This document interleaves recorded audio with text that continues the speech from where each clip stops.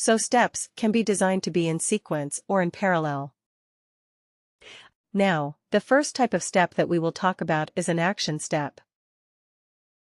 An action step allows either the assignee to update the transaction or it can trigger a subprocess. Okay, now what is a subprocess? You may want to note it down. What is a subprocess? A subprocess is another business process that is triggered from one main business process. You did that as part of your assignment 3. Do you remember? What was the business process you triggered from the higher business process? When you did the compensation assignment. The proposed compensation higher, yes. So if I talk on the perspective of the higher business process, then the proposed compensation higher is a subprocess because the higher process triggered that particular business process.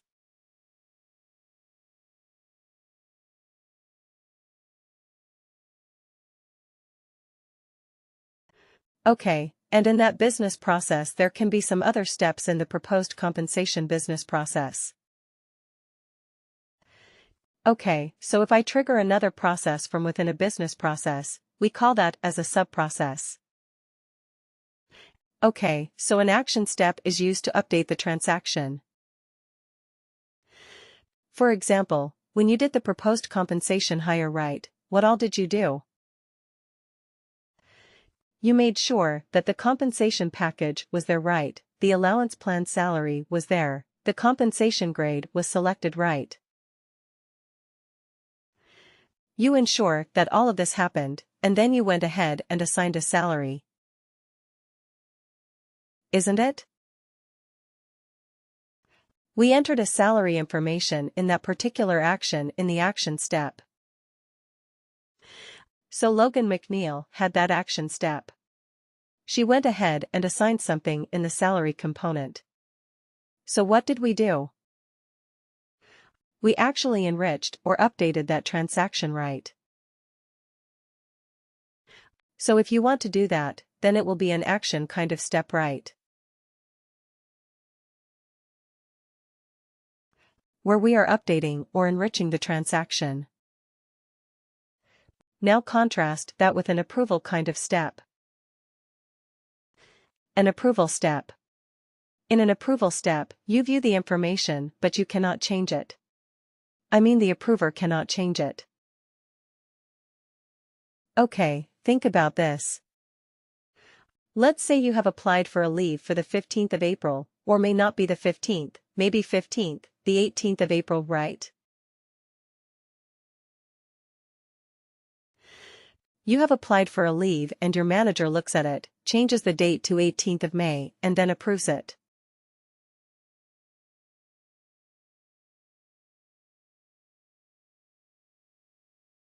Is it possible? Your manager changes the date by himself or herself and then approves it. What can the manager do? Let's say you applied for a leave on 18th of April, so what can the manager do? What are the options he or she has? He can approve, he can reject, decline, yes, absolutely. So he can send it back for revision. So he might say that, yeah, we have some other important work going on. So April 18th may not be possible. Why don't you take the next week off? Maybe the 25th, right? So he might ask you for a revision. So he might approve it. He or she might think that yeah, 18th is fine. There is no impact. I'm fine. 18th, you are approved. Or he or she might outright reject it, saying no, we are not going to apply any leaves now. There are many other people who have already applied. I cannot grant leave to you cancelled. Or the manager may reconsider it and the manager might come up and say, okay, I might not do it on the 18th, but you are fine to take the leave on another day. So whoever has the approval task can basically do 3 steps. 1. They can approve, they can deny, or they can send back for revision. But they cannot change the data. That's the underlying thing. They cannot change the data and approve. Right, we all understand that, we all agree to that. So the approval step is like that. The approval step will allow the assignee to view the information, but they cannot change it. They can approve, they can deny, or they can send it back for revision.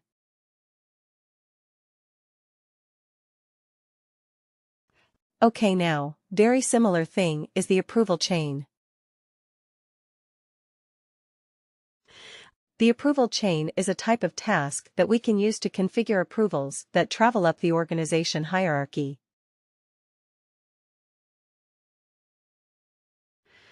Let's say you need 2 levels of approvals. Okay, 2 levels of approvals are needed. Then what can you do? You might create 2 approval tasks, right? Approval by manager. Approval by manager's manager. Or you can make it 1 step and use the task type as approval chain.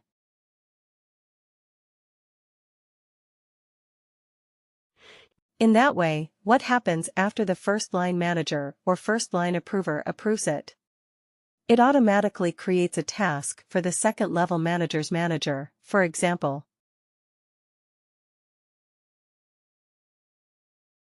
Okay. So approval chains are in that way they're a very smart way of getting multiple approvals in the same for the same task. Now how much further in the hierarchy will it keep going? Manager, manager's manager, manager's manager's manager, and so on. Will it keep going up the hierarchy? It will unless you define a stopping point. Okay. It will keep going up the hierarchy unless you define a stopping point. And you will say an exit criteria. Okay, let's say 2 levels of approvals. Manager, manager's manager. That's all. 2 levels and then you are done. You might go for 3 levels, and so on. And so if 3 levels exist, it will get 3 levels. If it doesn't exist, it will get only 2 levels.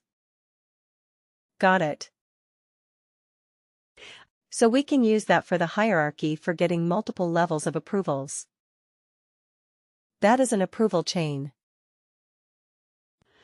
Now let's say, first level approves, second level rejects. Then what happens? Is it still considered to be an approval? Or is it a deny? First level approves. Second level denies. It will be denied, right? If the second level denies, yes, it is a deny. The moment you have a deny, that means it is the end of the story, end of the process. Okay. The business process is complete. The status is. The status is marked as completed. The business process ends. There will be no further step in the business process. The moment somebody denies a business process, okay. Again, important point to note. If somebody denies a business process, it is the end of the story. Business process will immediately complete with the status of denied, okay. No further, no more questions, no more discussion. Okay. So in that case, what happens is if, for some reason, the manager is not okay or the approver is not okay to approve, then what we recommend them to do is please send it back for revision if you want it to be changed. If you do not agree, yes, that's a different story. You can get it cancelled. But if you want it to be changed, then send it back for revision. Do not reject it. Do not deny it, okay? Alright. Then we have another type of task, that is, consolidated approval. Now, what does this do? A consolidated approval allows you to combine multiple sub-process approvals into a single step. Okay. So this actually is aimed at efficiency. It's actually useful for making the process very efficient. Now let's take an example for that. So let's say that you are doing the hire process, right? And in the hire process, the step A is always initiation, right? Let's say B may be an action step. That says review by HR partner, right? And then step C is an approval.